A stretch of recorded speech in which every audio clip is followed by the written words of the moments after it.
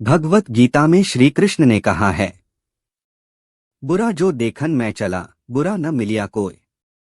जो दिल खोजा आपना, मुझसे बुरा न कोय। आपकी असफलताओं के लिए जिम्मेदार कौन है? आपके माता पिता, जो चाहते तो है कि उनके बच्चे खूब नाम रोशन करे, खूब आगे बढ़े, लेकिन वही माता पिता ये कभी नहीं चाहते कि उनके बच्चे रिस्क ले, कुछ ऐसा कर दिखाए जो पूरी इस दुनिया में किसी ने नहीं किया हो।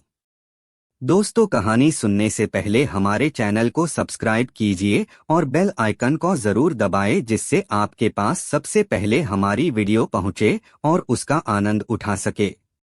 भारतीय माता पिता तो यह चाहते हैं कि उनके बच्चे घर के अंदर ही रहे, दिन भर घर के अंदर रहे और कुछ ऐसा कर जाए जो कि पूरी दुनिया में उनका नाम हो। या फिर हमारा एजुकेशन सिस्टम, जो कि लॉर्ड मैकॉले ने 1835 में सिर्फ इसलिए बनवाया था ताकि वो हमें मानसिक रूप से गुलाम बना सके, उसकी हर बात को वो हमसे फॉलो करवा सके और उसमें अपना कोई भी दिमाग नहीं लगाए, और आज हो भी यही रहा है। जब भी हमें व्हाट्सएप पर कोई भी न्यूज आती है, चाहे वो फेक ही क्यों ना हो, हम अपना बिना दिमाग लगाए, बिना सोचे समझे उसे फॉरवर्ड करने में लग जाते हैं, क्योंकि हमें एजुकेशन सिस्टम ने सेल्फ अवेयरनेस जैसी कोई चीज सिखाई ही नहीं है।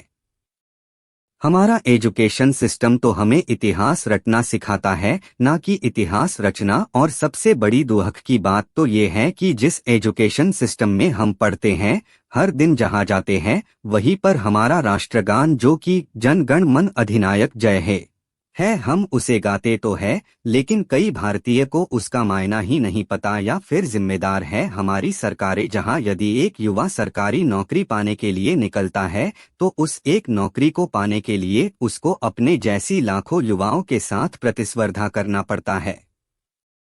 चलिए मान लेते हैं ये सब आपके असफलता के लिए जिम्मेदार है, लेकिन कई सालों से इन्हें जिम्मेदार ठहराने के बाद भी क्या आप सफल हो पाए? नहीं, बिल्कुल नहीं, और हो भी नहीं पाएंगे। एक 15 से लेकर 30 साल तक युवा ऐसे कौन से गलतियां कर रहा है जिसके कारण भारत की आज़ादी 72 साल बाद भी हमारा युवा सफल नहीं हो पा रहा है? जब तक आप अपनी कमियों को नहीं पहचानेंगे और उन्हें नहीं सुधारेंगे, तब तक आप जीवन में आगे नहीं बढ़ सकते हैं। तो ऐसे कौन सी कमियां हैं जो आपको आज से ही सुधारनी है? एक डॉट टेक्नोलॉजी का गलत प्रयोग। पहली चीज जो आपके जीवन को बर्बाद कर रही है। आज कोई भी इंसान अपनी पत्नी, अपने बच्चों, अपने माता पिता से भी ज्यादा समय अपने फोन के साथ गुजारता है। चाहे काम हो या ना हो, वो दिन भर अपने फोन को देखता रहता है। ऐसा क्या है इस फोन में? हर इंसान के फोन में 5 से 6 ऐसे एप्लीकेशन होते हैं जिनमें वो दिन भर लगा होता है। हर कुछ देर में उन्हें वो खोलता है, फिर बंद करता है, खोलता है, फिर बंद करता है। उसे ये बात बहुत अच्छे से पता है कि इससे उसका बहुत सारा समय बर्बाद हो रहा है, लेकिन उसके बाद भी वो ये करता रहता है।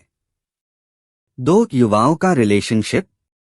दूसरा सबसे बड़ा कारण है कि आज के युवाओं का रिलेशनशिप, जो साल में मौसम की तरह कई बार बदलता है।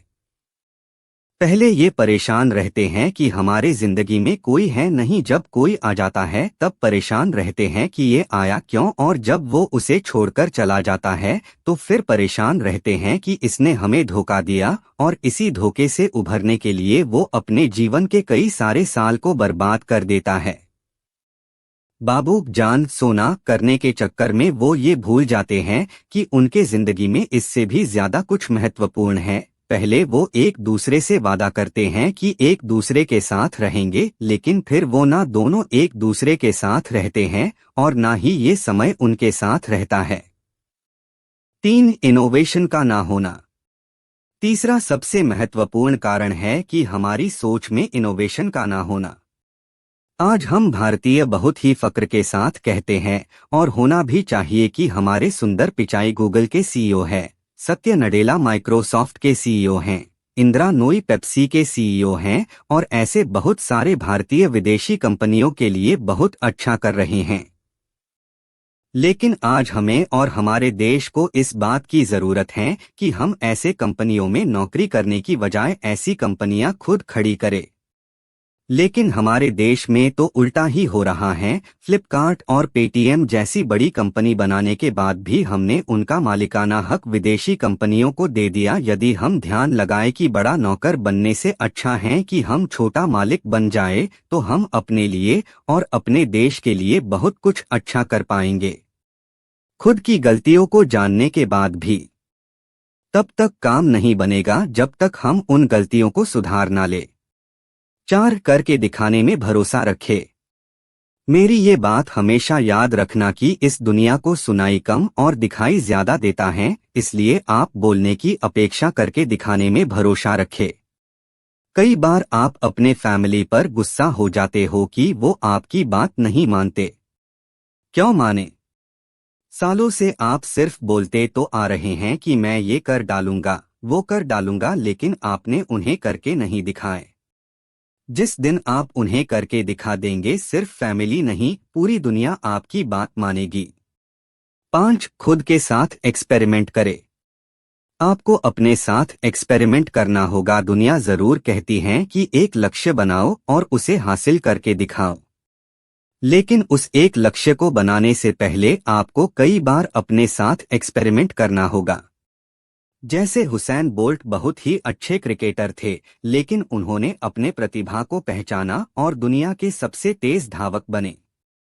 महेंद्र सिंह धोनी जो पहले बहुत ही अच्छा फुटबॉल खेलते थे, लेकिन उन्होंने अपने आप को जाना, पहचाना और भारतीय टीम के सर्वश्रेष्ठ कप्तान बने।